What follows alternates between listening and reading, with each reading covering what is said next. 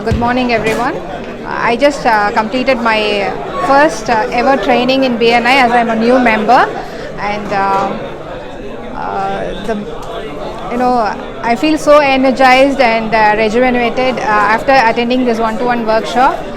The energy was awesome. There was no lag throughout the training.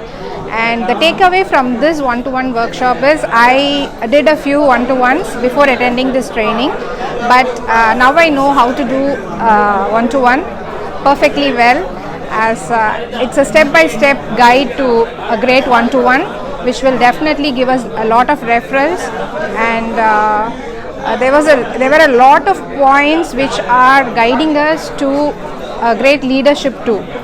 As a trainer myself, I found this training very interesting. There was no point, there was not a moment in this training where we felt boring or anything. And the activities, fun activities also was very good. It was not fully a training material. We had a lot of fun too. And I would like to thank our ED, Mr. Mohammad Riaz, and all the BNI members who took part in this training, who made the time for this training. And I would like to request all other BNI members to attend this training and make full use of it. Thank you.